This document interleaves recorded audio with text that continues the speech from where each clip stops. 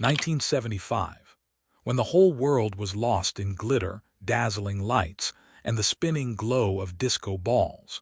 Dance floors were packed, the music so loud you couldn't hear anyone scream even if they wanted to. Every night was a new celebration, but behind that shine, a secret was buried that very few people have ever heard. This isn't just a story about songs and dancing. This is a story about money, control, and the people standing behind the industry, people whose names never made it into the spotlight. If you think disco was only a symbol of joy and freedom, stop right there. Because what I'm about to tell you is one of the most buried truths in Hollywood and music industry history. A truth that studios, labels, and clubs kept hidden for decades. Stay till the end because the last secret is the most shocking one, and after hearing it, you might never listen to a disco song the same way again. Section 1. The Hidden Birth of Disco. Disco wasn't born in some big studio or corporate boardroom. It was born underground, in dark little basements, small spaces where the people mainstream society never made room for youths to gather. Working-class communities, immigrants, and people who were forced to hide who they really were. For them, these dance floors were a refuge. No one judged you there. Music was their language of freedom. Dim lights, heavy bass, and every night, an expression on people's faces that they couldn't find anywhere else in the world. But as this small movement started gaining popularity, the outside world began to notice. Journalists started writing about the culture, and slowly, big record companies turned their attention toward it too. They realized this wasn't just music, this could be a machine that prints money. What was once simply an expression of freedom was about to become a product. And wherever there's a product, there's a game of profit. This is where the real story begins, when this small spark of freedom got caught in the grip of corporate greed. Section 2. Payola, the Hidden Game. By 1975, disco had become such a massive business that record labels were in open war with each other. Over which song would top the charts, which DJ would play which track, and which club would become the place to be. And the weapon used in this war was an illegal practice called payola. Payola meant labels secretly paying money, giving expensive gifts, or offering special favors to radio DJs and club owners.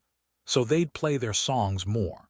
Sometimes it was envelopes of cash, sometimes expensive watches, sometimes trips abroad, all given in exchange for this favor. It was officially illegal, but it had become so common in the industry that it was treated as normal business practice. Everyone knew about it, but no one spoke up.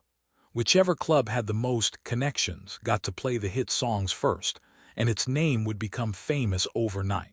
Small independent labels who couldn't play this game, no matter how hard they worked, were left behind. Talent alone wasn't enough. You had to be inside the system. This is how the world of disco came to be ruled not just by rhythm and melody, but by money and power. An entire underground economy had formed, invisible to anyone on the outside. Section 3. The darkness behind the clubs. Wherever there's big money, control follows. Many famous nightclubs of the 1970s were connected to organized crime groups. These clubs weren't just dance floors. They were cash-heavy businesses that were nearly impossible to track properly.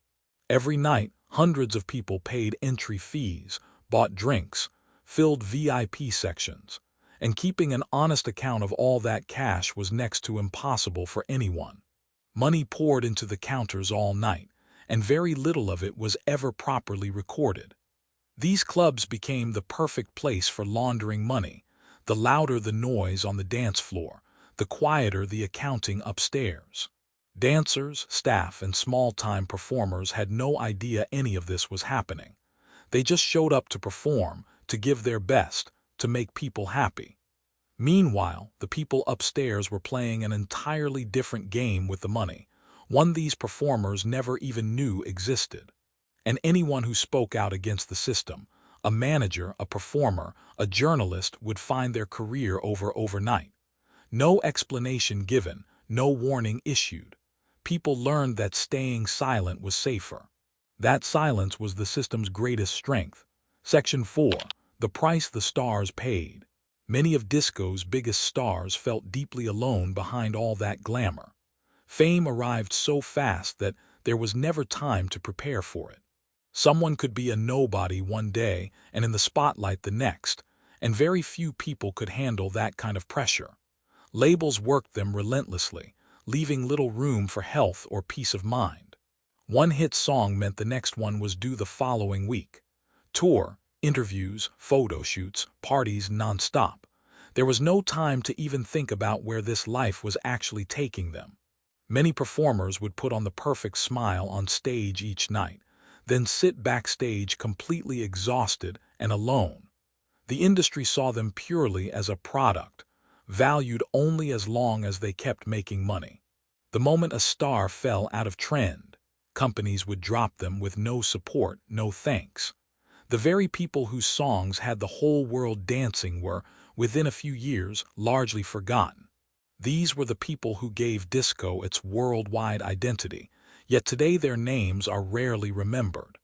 Their hard work made the industry millions, but peace in their own lives was something many of them never really found. Section 5. The secret that stayed buried. Here's the most shocking part. At the height of disco's popularity, industry insiders knew exactly how corrupt the system was.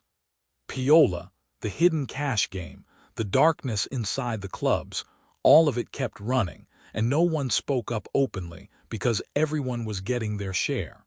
As long as the money kept flowing, everyone kept their eyes shut. Small labels and big studios alike had become part of the system, whether willingly or out of necessity. Then, as the 1970s came to an end, disco faced a massive backlash, known as the "Disco Sucks" movement, and many people finally began to understand the truth behind the whole system. Radio stations cut back on playing disco, clubs started shutting down, and an industry that once printed money began shrinking almost overnight. But by then, it was too late. Careers had already been destroyed, many people faded into obscurity, and many truths were buried forever. Because the people who could have told the real story either stayed silent, or the industry had already forgotten about them. Today, when we listen to disco classics, we only see the shine. What's hidden behind it, very few people actually know that. Disco teaches us that the truth doesn't always live behind the glamour. What starts as an expression of freedom sometimes turns into a system built on money and power, and the people who work the hardest are often the ones who get overlooked the most. This isn't just disco's story. This is the story of a pattern that Hollywood and the music industry have repeated over and over.